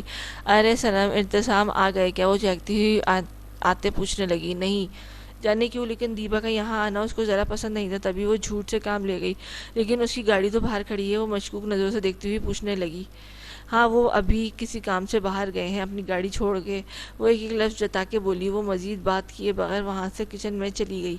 دیبا اس کا لہجہ محسوس کرتی خود ہی منہ بہ صورت کھڑی وہاں سے گئی تو صنم کمرے میں داخل ہوتی، جہاں وہ اب بھی لیپ ٹاپ میں مصروف تھا۔ بعد میں گھستی وہ ذرا فریش ہو کے اپنا حلیہ درست کرتی آئی اور ارتسام کے پاس ہی بیڈ پر اپنی سائڈ پہ آتی بیٹھ گئی۔ ارتسام بنا کوئی بات کی اپنے کام میں مشغول رہا، جب صنم کو بوریت ہونے لگی کہ وہ اس کو دیکھنے کے بجائے لیپ ٹاپ پر بزی تھا۔ ارتسام مزید کچھ پل بیتنے کے بعد صنم نے خود ہی پکارا، جس سے اس کی چلتی ہوئی انگلیاں تھم گئی۔ اپنے نام کی پکار کو بہت مشکل سے اس نے ہنسی مسکراہٹ ضبط کی، لیکن صنم کو جواب پھر بھی نہ دیا۔ ادھر دیکھیں، پکارنے پر بھی وہ متوجہ نہ ہوا تو صنم نے اس کے چہرے کو اپنی طرف کیا تو ارتسام نے اسے استفہامیہ نظروں سے دیکھا، جیسے پوچھ رہا ہو کہ کیا کام ہے، کیا کر رہے ہیں، چھوڑیں اسے۔ اپنی نظر انداز ہونا اس کو چبھ رہا تھا، تبھی منہ بناتے بولی، صنم یار کام کرنے دو۔ اس کے معصوم چہرے سے نظر ہٹاتا وہ دوبارہ کام میں مصروف ہو گیا تو صنم منہ بناتی بیٹھ سے اٹھی اور گھر کی لائٹس دروازے وغیرہ بند کر کے آئی، لیکن وہ ابھی بھی ویسا ہی تھا۔ چپ چاپ وہ اپنی جگہ لیٹتی، خود پہ لحاف اوڑھ کر آنکھیں موند گئی سونے کے لیے۔ سیدھی سیدھا ناراضگی کا اظہار تھا۔ 5 منٹ گزرنے کے بعد جب دونوں میں کوئی بات نہ ہوئی تو ارتسام نے تھوڑا اس کی جانب جھکتے دیکھا تو وہ سو چکی تھی۔ اتنی جلدی سو گئی؟ کیا میری ناراض ہونے کے انتظار میں تھی یہ کہ جلدی سے سونے کی تیاری کری؟ وہ حیرت سے اس کی بند آنکھوں کو دیکھتا بڑبڑایا اور لیپ ٹاپ باقی چیزیں سمیٹتا سائڈ پر رکھتا خود بھی سونے کے لیے لیٹ گیا۔ میرا اگنور کرنا برداشت نہیں ہوا صنم جان، اور ناراض ہو کے سو گئی؟ تمہیں بھی تو احساس ہونا چاہیے میرا کہ آفس سے آتے ہی مجھے دیکھنا ہوتا ہے بس تمہیں، لیکن تم اپنے فضول سے کام کہاں چھوڑتی ہو؟ اس کا رخ اپنی طرف موڑتے انگلیوں کے پوروں سے چہرے کو چھوتا آہستہ آواز میں شکوہ کر رہا تھا۔ سرد آہ بھرتے اس نے اپنے حصار میں لیتے خود بھی سونے کے لیے آنکھیں موند گیا تو تھوڑی دیر میں ہی نیند مہربان ہو گئی اس پہ۔ ہمیشہ کی طرح آج بھی اپنی نیند کو پانے میں ناکام رہا تھا۔ وہ چاہ کر بھی اپنی آنکھوں سے وہ منظر اوجھل نہیں کر پا رہا تھا، کس طرح اس کے آنکھوں کے سامنے دم توڑ رہا تھا اور وہ کچھ بھی نہیں کر پایا تھا، الٹا مجرموں کی طرح خود کو تنہا کر بیٹھا تھا۔ کیا کروں میں، کیسے سکون کیوں نہیں آ رہا مجھے، وہ بے بسی سے کہتا۔ اس کو اپنا سر ہاتھوں میں گرا گیا۔ میری وجہ سے وہ اس طرح کی زندگی گزار رہی ہے، میری وجہ سے خوشیاں روٹ گئی ہیں۔ عماد کرب سے سوچتے اپنے بیڈ سے اٹھا اور چلتا ہوا بالکونی میں آیا، جہاں ہوا کے تھپیڑوں نے اس کا استقبال کیا۔ رات کی تنہائی کے ساتھ ساتھ اس کے اپنے وجود میں بھی بالکل تنہائی محسوس ہو رہی تھی۔ اس کی ندامت اس کے ہتھوڑے کی طرح اپنے سر پر پڑتی محسوس ہو رہی تھی۔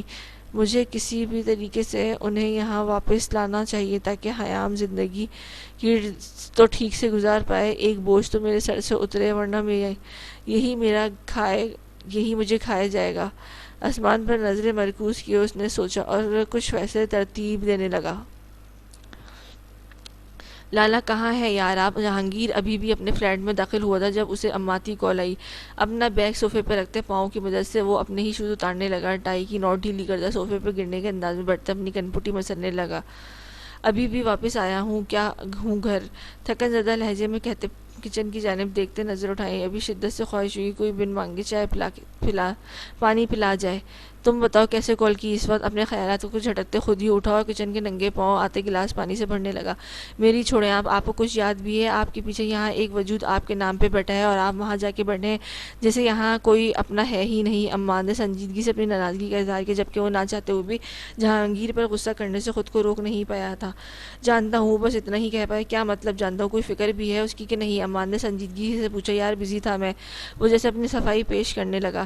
کہاں بزی تھے لالا، حد کرتے ہیں، کیس کی سنوائی میں بھی تو تب آپ کے پاس تھے میں اور کیف کے پاس دادا جان ہر وقت چکر لگا جاتے تھے، بڑے بابا بھی وہیں موجود ہوتے ہیں، پھر آپ کیوں ایک دن بھی یہاں نہیں آ رہے؟ آپ جانتے بھی ہیں حیام نے اپنی طبیعت خراب کی ہوئی ہے، 1.5 ماہ ہو گیا ہے یار، لیکن آپ ایک بار بھی اس سے ملنے نہیں، وہ کیا سوچے گی؟ آپ اسے کس بات کی اب سزا دے رہے ہیں؟ عماد جیسے آج حساب بے باک کرنے پر تلا ہوا تھا، تبھی وہ جہانگیر کے بڑے ہونے کی پرواہ کیے بغیر بولتا چلا گیا۔ اپنا خیال رکھنا۔ اس سے مزید ہمت نہیں تھی کچھ سننے کی، تبھی اتنا کہہ کر رابطہ منقطع کر گیا اور پانی کے 2 گلاس پیتے صوفے پر پیر سیدھے کر کے لیٹ گیا۔ کیف کے آپریشن کے بعد ڈاکٹروں نے یہ تو خوشی کی خبر سنائی تھی کہ آپریشن کامیاب ہو گیا، لیکن اسے ابھی تک ہوش نہیں آیا تھا۔ مزید 24 گھنٹے میں وہ کوما میں جا چکا تھا، اس کا دماغ کام نہیں کر رہا تھا۔ ڈاکٹر نے ایک طرف سے انہیں اچھی امید دلائی تھی، ساتھ میں یہ بھی کہا تھا کہ کوئی گارنٹی نہیں اسے کب ہوش آئے یا اسی دوران اس کی ڈیتھ ہو جائے۔ آج 1.5 ماہ ہو چکا تھا، لیکن وہ ابھی بھی ویسے ہی حالت میں تھا۔ جہانگیر نکاح کرنے کے لیے اسی لیے راضی نہیں تھا، کیا پتہ کیف کو جلدی ہوش آ جائے، لیکن دوسری طرف جگہ کا دباؤ اس کو مشکل میں ڈال گیا تھا۔ تب دادا جان اور اصفہان کے اصرار پر اس نے نکاح کی حامی بھری تھی۔ کیف کی حالت تھوڑے دن پہلے ہی باقی گھر والوں کو بھی بتائی تھی، لیکن ڈاکٹرز کے مطابق وہ ریکوری کر رہا تھا۔ کیف کے زندہ ہونے کی بات سے سب گھر والے واقف تھے، یہاں تک کہ حیام بھی، لیکن وہ کیا شکوہ شکایت کرتی، سب سے اب تو ہو چکا تھا جو ہونا تھا۔ گھر کے افراد کے علاوہ یہ بات باہر گاؤں میں کسی کو بھی معلوم نہیں تھی کہ کیف زندہ ہے، بس سب اس کے اٹھنے کا انتظار کر رہے تھے۔ اسی لمحے سے جہانگیر ڈر رہا تھا جب وہ حیام کے بارے میں پوچھے گا تو کیا کہے گا، بس اسی وجہ سے وہ بھاگ رہا تھا ہر چیز سے۔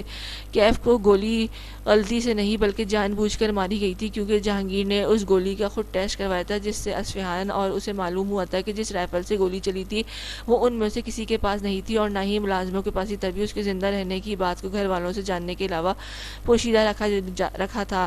جب وہ مکمل صحت یاب ہوگا تبھی سب کو خود ہی معلوم پڑ جائے گا، جبکہ اس کے برعکس عماد کہیں نہ کہیں خود کو قصوروار سمجھ رہا تھا کیف کی حالت کا۔ اس کے خیال میں گولی اس سے چلی تھی، جہانگیر کو اس کی سوچ کا علم نہ تھا، ورنہ وہ عماد کو ایسا ہرگز سوچنے نہ دیتا جو اسے تکلیف دے رہا تھا۔ صوفے سے اٹھتے ایک فیصلہ کرتا کچن میں گیا اور فریج سے 2 سیب نکالتے گاڑی کی کیز پکڑتا باہر نکل گیا۔ یہاں رہتے یہ دوسری بار تھا کہ اس کی طبیعت پھر سے بگڑ گئی تھی۔ دل میں جہانگیر نامی انسان کو کوسا کیا 1000 بار صلواتیں سنا چکی تھی، جو اسے اس رشتے میں باندھ کے خود جانے کہاں مزے سے رہ رہا تھا۔ گل اور دعا آج اس کے پاس سو رہی تھی کہ اس کی طبیعت ٹھیک نہ تھی، وہ دونوں تو کب کی سو چکی تھی، لیکن اس کی نیند نہیں آ رہی تھی۔ تبھی وہ اپنی بالکونی میں کھڑی ٹھنڈی ہوا کو محسوس کر رہی تھی، خود کو اس نے اچھے سے شال میں لپیٹ رکھا تھا، جبکہ کپکپی ابھی بھی طاری تھی اس پہ۔ اپنی طبیعت کا بگڑتے محسوس کرتے ہوئے دوبارہ اندر آئی روم میں۔ اماں بیگم کا رویہ اب قدرے بہتر تھا اس سے، اب وہ اس سے تلخ کلامی نہیں کرتی تھی جو حیام کو اچھا لگا تھا۔ دی جان کی سخت ہدایت پر وہ جہانگیر کے کمرے میں ہی رہ رہی تھی تب سے۔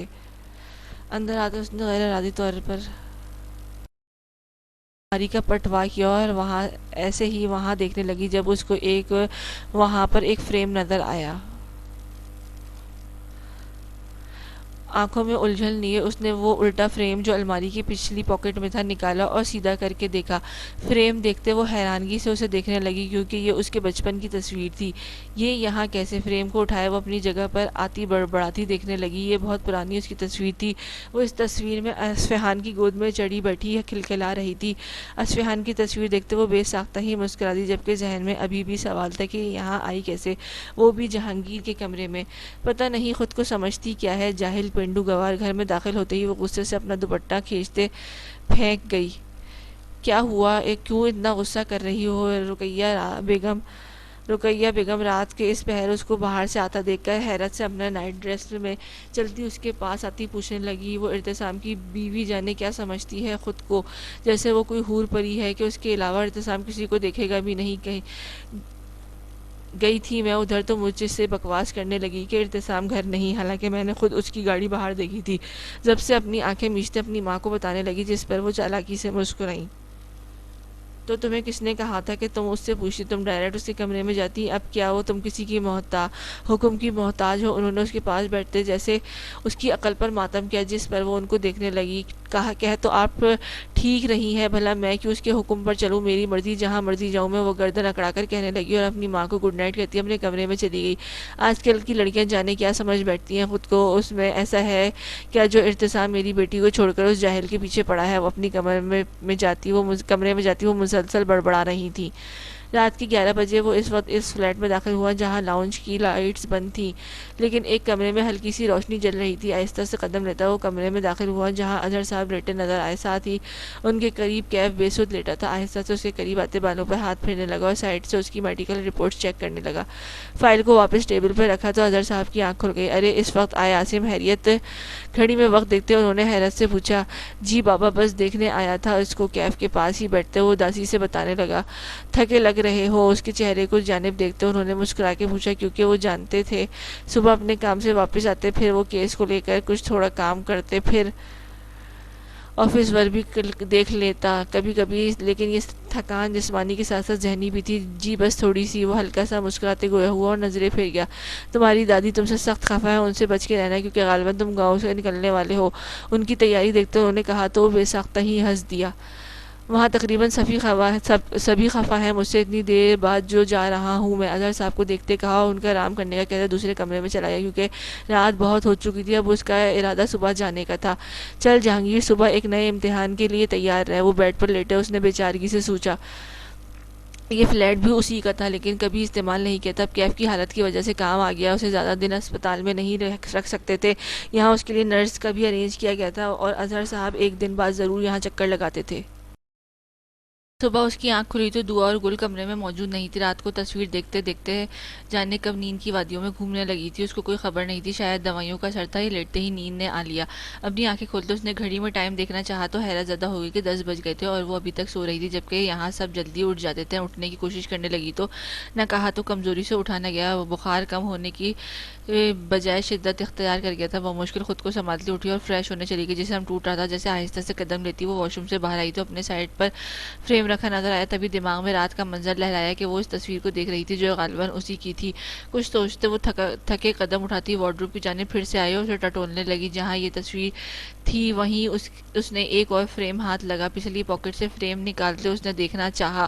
اس کو یاد تھا کہ گل سے پوچھنے پہ اس نے بتایا تھا کہ جہانگیر تصویر نہیں بنواتا تھا، لیکن ایک دو ہیں وہ بھی اسی کے پاس ہے۔ بس یہی سوچتی ٹٹولنے لگی تھی اور اسے مل بھی گئی۔ لبوں پر جیسے شریر سی مسکان تھی، جیسے وہ کوئی شرارت کرنے والی تھی، جبکہ دل کی دھڑکن بے ترتیب ہو گئی تھی۔ فریم ہاتھ میں تھامے اس کو سیدھا کر کے دیکھنے لگی تو بے ساختہ ہی لمبا گہرا سانس کھینچ گئی، لیکن تصویر دیکھتے اسے لگا اس کی سانس وہیں رک سی گئی ہو، جیسے بھلا یہ کیسے ہو سکتا تھا۔ تبھی دروازہ کھلنے کی آواز آئی تو آہٹ پر اس نے دروازے کی طرف مڑتے دیکھا تو آنکھیں جیسے پتھرا گئی۔ اسے اپنی بصارتوں پہ یقین نہ آیا۔ ابھی وہ حویلی پہنچا تھا اور پہنچتے ہی اس نے دی جان سے آدھے گھنٹے کی کلاس بھی لگی، جس پر وہ خاموش بنا سنتا رہا۔ دی جان سے ہی اسے معلوم پڑا کہ آج حیام کی فیملی آنے والی تھی اور انہوں نے صاف الفاظ میں یہ بھی کہا کہ اگر اس نے اب کوئی غیر ذمہ دانانہ حرکت کی تو وہ کوئی سخت فیصلہ لینے پر مجبور ہو جائیں گے، جس پر وہ محض سر ہلا گیا۔ ان سے کلاس لگنے کے بعد تائی جان اور اماں بیگم سے الگ کلاس لگی تھی، وہاں سے فارغ ہوا تو گل نے بتایا کہ حیام کی طبیعت ٹھیک نہیں ہے، ابھی سو رہی ہے۔ اس کے سونے کا سنتے جیسے اس کو سکون سا محسوس ہوا، سانس بھرا کہ چلو ابھی سامنا نہیں ہوگا، تبھی وہ سیڑھیاں چڑھتا ہوا اپنے کمرے میں داخل ہونے لگا۔ مرد ہونے کے باوجود وہ خود گھبرا رہا تھا، حیام کا نکاح کے بعد دیکھنے سے جانے وہ کیا رد عمل ظاہر کرے گی۔ تو اس کو دیکھتے دروازہ کھولا تو وہ سامنے ہی وارڈروب کے سامنے کھڑی تھی، کالے رنگ کے شلوار سوٹ میں دوپٹے سے بے نیاز لمبے بال گھنے بالوں کے حسب معمول چٹیا کی تھی، جس کی شریر لٹیں چٹیا سے بکھری چہرے پر جھول رہی تھی۔ جوتے سے در سرخ و سفید پاؤں، بخار کی تپش سے سرخ ہوتے گال اور آنکھیں جن میں سرخی چھائی تھی۔ نظر پہلے اس کے ہاتھ میں پکڑے فریم کی طرف گئی، وہاں سے ہوتی پھر حیام کے چہرے کی طرف۔ نظروں کا زبردست تصادم ہوا، کچھ پل ایسی ہی حیرانگی کے نظر ہوئے۔ عاصم جہانگیر نے واضح دیکھا، اس کی آنکھوں کی چمک کو مان پڑ گیا، جہاں پہلے الجھن تھی جو یکایک حیرانگی میں بدلی، پھر حیرانگی سے بے یقینی میں، اور یہی وہ لمحہ تھا جس سے وہ ڈرتا آ رہا تھا۔ حیام! وہ دفعتاً لڑکھڑائی اور ہاتھ سے فریم گر پڑا۔ جہانگیر پل میں اس کی جانب لپکا اور گرنے سے بچایا، اس کو کمر سے تھامتے اس کے رخسار کو تھپ تھپایا۔ اپنے نیم بند آنکھوں سے ایک بار اس نے جہانگیر کا چہرہ دیکھنا چاہا، جو بلا شبہ وہی شخص تھا، تبھی اچانک اس کی گردن ایک طرف ڈھلک گئی۔ او خدایا! اس اچانک افتاد پہ وہ خود بوکھلا گیا تھا کہ کیا ہو گیا۔ حیام کو بازو میں اٹھایا، اس نے آرام سے بیڈ پر لٹایا اور نیچے گرا فریم پکڑا، جس میں وہ کھل کر مسکرایا تھا، اور پہلی بار جہانگیر کو اپنی مسکراہٹ زہر لگی۔ اس کی بھی آج ہی ہاتھ لگنا تھا۔ وہ بڑبڑاتا ہوا فریم کو واپس رکھنے لگا اور سوچنے لگا کہ کیا کرے۔ دروازہ بند کرتے اس کے پاس آیا، یہاں موجود لیڈی ڈاکٹر کا نمبر تھا اس کے پاس، اس کو کال کر کے یہاں آنے کا کہا تو وہ خود حیام کے ہاتھ ملنے لگا۔ ایک تو شدید سردی کا موسم، اوپر سے اسے بخار بھی کافی زیادہ ہو گیا تھا۔ جہانگیر کو اپنی غلطی کا اس وقت شدت سے احساس ہوا کہ وہ اس بیچاری جان کو خواہ مشکل میں چھوڑ گیا تھا۔ حیام اس کا گال تھپ تھپا کر اس کو پکارنے لگا، لیکن جواب نہ دادے۔ تھوڑی دیر میں دروازے پر دستک ہوئی، جس پر وہ بیڈ سے اٹھا اور دروازہ کھولا۔ سامنے ہی ڈاکٹر کے ہمراہ ساری خواتین کو دیکھتے وہ سٹ پٹا گیا۔ کیا ہوا اس کو؟ گل سب سے پہلے آگے بڑھی اور حیام کو دیکھنا چاہا، جس پہ جہانگیر نے لحاف اڑایا ہوا تھا۔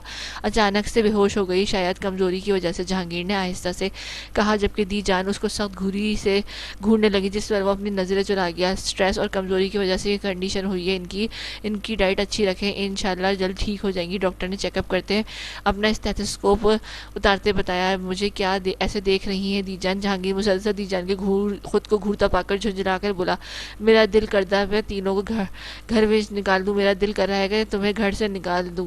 وہ سرد لہجے میں بولی اور چلتی ہوئی حیام کے پاس آئی۔ میں نے ان کو کوئی انجیکشن وغیرہ تو نہیں لگایا، کیونکہ ان کو بخار تیز ہے، ان کو یہ میڈیسن دیجیے گا جب ہوش آئے گا، ابھی آرام کرنے دیں۔ ڈاکٹر ایک نسخہ لکھتی جہانگیر کو دیکھنے لگی، جس پر وہ سر ہلانے لگا۔ وہاں واحد مرد دیکھتے انہوں نے خود اندازہ لگا لیا کہ بلا شبہ وہ بیڈ پر پڑی لڑکی کا شوہر تھا۔ اگر شام تک طبیعت بہتر نہ ہو تو مجھے پھر بلا لیجیے گا، ان کو ڈرپ لگے گی۔ وہ مزید کہتی دی جان کو سلام کرتی وہاں سے چلی گئی۔ باقی خواتین کی بھی سخت نظروں کے ساتھ ہدایت سنتا وہ سر کھجاتا اچھا کہنے لگا۔ جب وہ بھی کمرے سے چلی گئی، یہ کہتے اب وہ خود سنبھالو، جو خراب کیا ہے اور اب اسے ہی دیکھنا تھا، کیونکہ وہ ان کی سوچ سے زیادہ خراب کر چکا تھا سب۔ کسی چیز کی ضرورت ہو تو مجھے بتا دینا، گل نے نکلتے کہا، جو اس کے سامنے ہاتھ جوڑ گیا۔ بس کر دیں، میری ماں کب سے یہی نصیحتیں سن رہا ہوں، وہ عاجزی سے کہتا اس کے ہنسنے پر دروازہ بند کر گیا۔ سرد آہ خارج کرتا وہ واپس بیڈ کی جانب آیا اور حیام کو دیکھنے لگا، جو چہرہ دوسری طرف مڑے ہوش و حواس سے بیگانہ لیٹی تھی۔ اپنی نیند کی یاد آنے پر وہ بھی سب کچھ تھوڑی دیر فراموش کرتا نیند پوری کرنے کے ارادے سے دوسری سائڈ نیم دراز ہو گئے، جبکہ نظریں ابھی بھی حیام کے چہرے کا طواف کر رہی تھیں۔ یہ تو پتا تھا کہ تم حیران پریشان ضرور ہوگی مجھے اپنے شوہر کے روم میں دیکھ کے، لیکن اس قسم کا سخت ری ایکشن دوگی یہ میرے گمان میں بھی نہیں تھا۔ آہستہ سے اس کے ہاتھ کو تھام کر وہ اس کی مخروطی انگلیوں کو چھو رہا تھا۔ یار آرام سے مان جانا، مجھ سے نہیں منایا جاتا۔ اپنی سوچوں میں ہی اس کو بند آنکھوں کو دیکھتے وہ منت کر رہا تھا۔ حیام کو وہ پہلے دن ہی یونیورسٹی میں پہچان گیا تھا کہ یہ اصفہان کی بہن ہے، کیونکہ اس نے بچپن سے ہی دیکھا ہوا تھا۔ دیکھا تو کیف نے بھی تھا، لیکن تب وہ بہت چھوٹی عمر کی تھی۔ جہانگیر شروع سے ہی ریزرو نیچر کا تھا، اور حیام کو یہ بتانا کہ وہ اس کے بھائی کی دوست بھی ہے اس کو عجیب لگا تھا۔ جانے باقی لوگ کیا مطلب نکالتے۔ تبھی بس اپنے کام سے کام رکھتا تھا. اس کو کیا وہ تو زیادہ کسی سے مخاطب بھی نہیں کرتا تھا. کیف نے جب اسے بتایا کہ اس کا خیام اچھی لگنے لگی ہے تبھی جہانگیر نے کیف کو یہ نہ بتایا کہ وہ انہی کی دوست کی بہن ہے. آہستہ سے یہ بات خود کیف کو معلوم ہو گئی تھی. کیف کا خیام سے شادی کرنا جہانگیر کو اس سے کوئی مسئلہ نہیں تھا. اگر وہ کہہ رہا تھا تو اسے خوش رکھے گا تو جہانگیر جانتا تھا وہ ایسا کر کے بھی دکھائے گا. لیکن قسمت میں یہ کروٹ لی وہ کیف کو نہیں اس کی زندگی میں شامل ہوئی تھی. سونے پہ سہاگا یہ کہ وہ اس کا ٹیچر بھی تھا. تیار نہیں ہوئی آپ کمرے میں داخل ہوتے زوفا کو ایسے ہی بیڈ پر لیٹا پا کر پوچھنے لگا کیونکہ انہوں نے خیام سے ملنے جانا تھا. میرا اٹھنے کو دل نہیں کر رہا, وہ اداسی سے بولی. تو اسفیان حیرت سے اس کی جانب آیا. کیوں, کیا ہوا, طبیعت تو ٹھیک ہے نا؟ وہ متفکر ہوتے پوچھنے لگی اور اس کے ماتھے پر ہاتھ رکھتے ٹیمپریچر چیک کرنے لگا. طبیعت تو ٹھیک ہے میری, بس ایسے ہی, وہ کہتے اٹھ بیٹھی. اس کی بات سے اسفیان مطمئن ہوا. تیار ہو جائیں کہیں ہم لیٹ نہ ہو جائے. اسے گال تھپتھپاتا وہ اٹھا اور اپنا ڈریس نکالتے واش روم چلا گیا. اس کے آنے تک زوفا بھی اٹھ چکی تھی اور اپنے بال بنا رہی تھی. اسفیان کو دیکھتے وہ اس کو اسمائل پاس کرتے خود چینج کرنے چلی گئی. کچھ ہی دیر میں دونوں تیار ہوتے نیچے آ گئے اور دی جانی کمرے کی جانب داخل ہوئے جہاں وہ ظہر کی نماز ادا کر رہی تھی. زوفا تو انہیں کے پاس صوفے پہ بیٹھ گئی جبکہ اسفیان گاڑی نکالنے کا کہتا وہاں سے چلا گیا. اسفیان تیار ہے, ایک نظر زوفا کے اداس چہرے کو دیکھتے انہوں نے پوچھا اور کپڑے کھڑے ہونے لگی. زوفا ان کا ہاتھ تھامے کمرے سے باہر نکلنے لگی. ابھی تک اس کی باتوں کو دل سے لگائے بیٹھی ہے. انہوں نے خاموشی سے محسوس کرتی دادی جان نے آہستہ سے پوچھا تو زوفا چونکی. کس کی بات کر رہی ہیں؟ وہ ناسمجھی سے بولی تو وہ ہلکا سا مسکرائی. وہی جو آج آئی تھی تھوڑی دیر پہلے اور تمہیں نصیحتیں کر کے گئی ہیں. حویلی کی راہداری پہ وہ چلتی دونوں نے جیسے یاد کروایا جس پر زوفا کا چہرہ مزید بجھ گیا. نہیں ایسی بات نہیں ہے. مسکرانے کی کوشش کرتی اس نے گاڑی کی قریب آتے ان کے لیے دروازہ کھولا. جب وہ رک گئی, ادھر دیکھو یہ سب اللہ کی مرضی ہے. تم پاگل ہو جو اداس ہو رہی ہو. ابھی شادی کو کتنا وقت ہوا ہے تمہاری؟ اس کا چہرہ اپنی طرف کرتی اسے سمجھانے والے انداز میں بولی جس پر وہ محض سر ہلا گئی. میں نہیں ہوں اداس دادی جان, اس نے احتجاجاً کہنا چاہا جبکہ اسفیان ان کے قریب ہی بات کو سمجھنے کی کوشش کر رہا تھا کہ آخر ایسی کون سی بات ہے جس پر وہ پریشان ہو رہی ہے. ہاں دیکھ رہی ہوں میں, دادی جان خفگی سے کہتی. گاڑی میں بیٹھ گئی تو وہ بھی ساتھ ہی مسکراتی بیٹھ گئی. اسفیان بعد میں زوفا سے پوچھنے کا ارادہ کرتے آگے ڈرائیور کے ساتھ والی سیٹ پر بیٹھا اور ڈرائیور کو چلنے کا اشارہ کیا. وہ مزے سے اپنی نیند کے مزے لوٹ رہا تھا جب اس کی آنکھ کھلی. خالی خالی نظروں سے چھت کو گھورنے کے بعد اپنے دماغ پر زور دینے لگی کہ آخر ہوا کیا تھا اس کے ساتھ. گھومتے سر کے ساتھ وہ اٹھنے کی کوشش کرنے لگی جب کمرے میں کسی اور کی موجودگی کا احساس اس نے گردن موڑ کر بیٹھ کے دوسری سائڈ دیکھا. ابھی وہ سوچ ہی رہی تھی کہ وہ سب خواب تھا لیکن یہاں تو وہ حقیقت بنا. اس کے سامنے اس کے ہاتھ تھامے گھوڑے بیچے سو رہا تھا. کتنا آسان تھا اس شخص کو اس کا سامنا آنا اور اب آرام سے بے خبر ہو کے سونا. اچانک خیام نے جانے کیسے ہمت آئی, اس نے اپنا ہاتھ ایک جھٹکے سے کھینچا جس سے جہانگیر کے ماتھے پر ہلکی سی شکن پڑی. جہانگیر نے ناسمجھی سے اپنے آنکھیں کھولی تو وہ غصے سے اسے ہی دیکھ رہی تھی.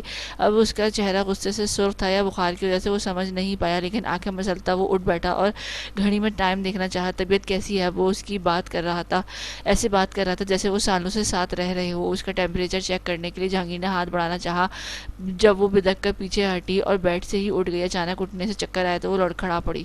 دھیان سے سرت سے اٹھ کے وہ اس کے پاس آتا تھامنے لگا جب وہ اس سے دور ہوئی. ضرورت نہیں ہے, میں ٹھیک ہوں, بے رخی سے کہتی باہر جانے لگی جب جہانگیر نے اس کا انکار کو خاطر میں لائے بغیر پھر سے کلائی تھامنی چاہی.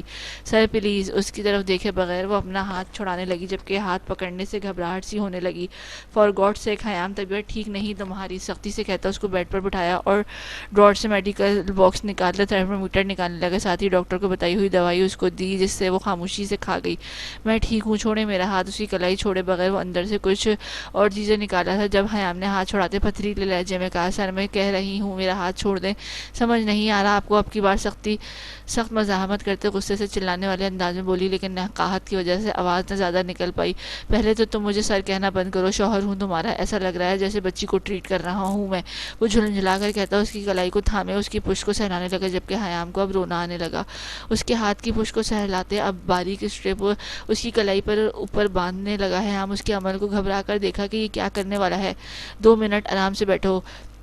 اس کی مزاحمت دیکھتے ہوئے سنجیدگی سے بولا تو خیام باقاعدہ آنسو بہانے لگی. اتنا کچھ ہونے کے بعد وہ اس کو آرام سے بیٹھنے کا کہہ رہا تھا, خود ایسے ریئیکٹ کر رہا تھا جیسے کچھ ہوا ہی نہیں. یہ کیا کر رہے ہیں آپ؟ اس کے ہاتھ میں کینولا دیکھتے وہ واقعی سخت گھبراہٹ ہوئی. یہ بات بھی نظر انداز کرتا وہ خود اس کے ہاتھ کو باندھ کرتے کھولتے اس کو دیکھنے لگا. اس میں سوئی لگانے لگا جب وہ خیام اپنی سانسوں کی سختی سے وین سے آنکھیں میج گئی. ہو گیا۔ اس کے خون کو صاف کرتے وہ اٹھا اور ڈراٹ سے واپس باکس رکھنے لگا۔ تھوڑی دیر میں ڈاکٹر آئیں گی، تمہیں ڈرپ لگے گی، ابھی آرام کرو، اس کو ہدایت دیتا وہ نارمل انداز میں بات کر رہا تھا، جبکہ حیام کو بس یوں ہی جانا تھا۔ اس کمرے سے باہر اس کی نظروں سے دور اچانک گھٹن ہونے لگی تھی، جس سے وہ زور و شور سے آنسو بہانے لگی۔ کیا ہوا، کیوں رو رہی ہو؟ اس کے آنسو دیکھتے وہ پریشان سا پوچھنے لگا، کیا ہوا؟ آپ پوچھ رہے ہیں کیا ہوا؟ مذاق ہے آپ سب کی نظر میں؟ وہ جیسے پھٹ پڑی۔ کیسے تھا وہ اتنا پرسکون؟ تمہاری طبیعت نہیں ٹھیک، آرام کرو ورنہ تکلیف ہوگی۔ پھر وہی انداز نرمی سے کہتا اس کو شانے سے تھامنے لگا کہ بیڈ پر لٹا دے، جس کو حیام نے بری طرح سے جھٹکا، جس کی وجہ سے ہاتھ میں درد ہوئی تو وہ سسکی۔ تکلیف؟ کیسی تکلیف؟ آپ کو فرق بھی پڑتا ہے کہ وہ تلخی سے گویا ہوا اپنے آنسو صاف کرتے وہ بیڈ پر خود ہی لیٹ گئی۔ انداز ایسا تھا کہ اب اس سے بات نہ کی جائے۔ وہ خود بھی اس حالت میں نہیں تھا کہ اس سے بحث کرتی۔ سر اتنا بھاری ہو گیا تھا جیسے کوئی ہتھوڑے مار رہا تھا۔ کروٹ لیتے وہ آنسو بہانے لگے۔ ابھی اسے جتنا بھی دکھ ہوتا کم تھا، جس سے دیکھتے وہ مضطرب تھی۔ اس کا سر نکلے گا یہ کہاں سوچا تھا اس نے۔ 3 مہینے جسے وہ پڑھتی رہی اور اس کا شوہر تھا، شوہر جیسے الفاظ یاد آتی اس کے ذہن میں آیا۔ وہ تھوڑی دیر پہلے اسی کے ساتھ بیڈ پر ایک ہی کمرے میں سو رہا تھا۔ نہ جانے اچانک سے شرم کیوں آ گئی کہ رونا بھول کر ترچھی نظروں سے سامنے صوفے پر بیٹھے جہانگیر کو دیکھنے کی کوشش کرنے لگی، جو اسے رونے پہ بے بس ہوتا صوفے پر بیٹھ گیا تھا۔ اس کے ہلکے سے سر اٹھانے پر جہانگیر کچھ چونکا، پھر ہلکا سا مسکرایا۔ اس کے مسکرانے پر غصہ پھر سے جاگ اٹھا۔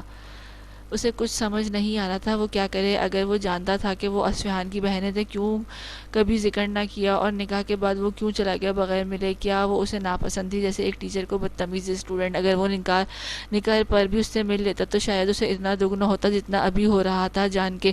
جہانگیر، دادی جان آئی ہیں۔ دروازے پر دستک ہوئی تو جہانگیر نے اٹھ کر دیکھا گل اصفہان لوگوں کا بتا رہی تھی وہ آ گئے ہیں۔ اس کو آنے کا کہتے وہ ایک حیام کے نزدیک آ کے چیک کرنے لگا، جو روتے روتے پھر سے غنودگی میں جا چکی تھی۔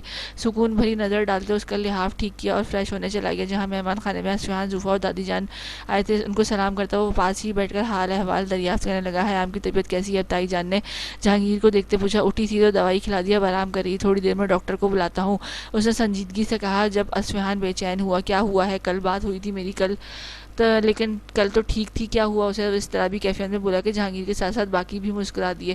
بخار ہو گیا تھا، اس کو فکر نہ کرو، ٹھیک ہے وہ۔ جہانگیر نے جیسے مطمئن کرنے کی کوشش کی، لیکن وہ اصفہان کو دیکھ رہا تھا جیسے اس کی بات سے اسے سکون نہ آیا ہو۔ میں اسے دیکھ کر آتا ہوں۔ اصفہان سرد سے اٹھا اور بغیر کسی کی پرواہ کیے اوپر جہانگیر کے کمرے میں چلا گیا۔ کمرے کا دروازہ کھلا ہی تھا۔ حیام کے قریب آتے اس نے ماتھا چھو کے دیکھا تو تپش ذرا کم تھی۔ اب فکر مندی سے اس کے قریب ہی بیٹھ گیا۔ لالا کی جان، اس کے ماتھے پر بوسہ دیتے نرمی سے بال سہلانے لگا۔ جب حیام نے کسمساتے آنکھیں کھولنی چاہی، لیکن ہاتھ پر ہوتی درد سے سسک اٹھی۔ لالا اصفہان کو اپنے قریب دیکھتے یکلخت اس کے سینے سے لگی اور رونے لگی۔ کیا ہوا ہے؟ کیوں اتنی طبیعت خراب کر لی ہے آپ اپنی؟ کتنی کمزور ہو گئی؟ اس کا چہرہ سامنے کرتے اس کی نم آنکھوں کو باری باری چومتے فکر مندی سے پوچھنے لگا، بجائے جواب دینے کے وہ بس اپنی غبار نکالتی گئی۔ لالا مجھے گھر جانا ہے۔ اصفہان کے پیچھے آتے جہانگیر نے کمرے میں داخل ہوتے ہی الفاظ سنے تو وہ ایک پل کو تھم سا گیا۔ یعنی وہ وصل کے بعد پھر سے جدائی چاہ رہی تھی، یا پھر وصل ابھی ہوا ہی نہیں تھا؟ ہاں میری جان، چلتے ہیں، اس کو بہلاتے کہا۔ جب باقی بھی کمرے میں ہی آ گئے، اصفہان کی ایک نظر جہانگیر کو دیکھا، پھر اپنی بہن کو، جو یہاں آنے کی بعد کافی کمزور ہو گئی تھی۔ اس کے دیکھنے سے جہانگیر کو اندازہ لگ چکا تھا کہ اصفہان اس سے بالکل بھی خوش نہیں ہوتا بھی کیسے؟ اس نے کون سا اس کی بہن کو پھولوں کی طرح رکھا تھا؟ اسی کی وجہ سے تو وہ اس حال میں تھی، اس پر وہ شرمندہ بھی تھا۔ مجھے گھر جانا ہے لالا، وہ پھر سے بولی تو اب کی بار دادی جان کہنے لگی۔ حیام میری جان، یہ آپ ہی کا گھر ہے۔ دادی جان نے جیسے باز رکھنا چاہا۔ مجھے اپنے گھر جانا ہے۔ اس کے جملے پر دادی جان چپ ہو گئی۔ دادی جان نے ایک نظر ناراض جہانگیر پر ڈالی۔ ہاں چلو چلتے ہیں۔ اس کے کہنے پر جہانگیر آگے آیا۔ اصفہان، اس کی طبیعت ٹھیک نہیں، تھوڑی دیر میں ڈاکٹر بھی آنے والی ہے، اسے آرام کی ضرورت ہے۔ جہانگیر نے حیام کا ہاتھ پکڑتے اس کو واپس بیٹھنے کا اشارہ کیا، جو اٹھنے کے پر تول رہی تھی۔ اس کا ہاتھ پکڑنے پر وہ گھبرا سی گئی۔ ہاں بالکل، اسے آرام کی ہی ضرورت ہے، اصفہان کچھ جتا کے بولا، جب جہانگیر سنجیدگی سے اسے دیکھنے لگا۔ مانتا ہوں میں یہاں نہیں تھا، لیکن اب اگر میں سب ٹھیک کرنا چاہتا ہوں تو پلیز۔ اس کے سامنے کھڑا وہ سنجیدگی سے بولا تو اصفہان نے ایک نظر اپنی بہن کو دیکھا، جو اسے ہی امید بھری نظروں سے دیکھ رہی تھی۔ حیام میری جان، ابھی آپ ٹھیک نہیں ہیں، جب طبیعت بہتر ہوگی تو آپ کو خود اصفہان لینے آئے گا۔ دادی جان آگے بڑھتے اس کو پیار سے سمجھانا چاہا، جس پہ وہ بس سر جھکا کے آنسو پینے لگی۔ اصفہان نے بغیر کچھ کہے اس کے ماتھے پر بوسہ دیا اور جہانگیر پر اچٹتی نگاہ ڈالتے وہاں سے چلا گیا۔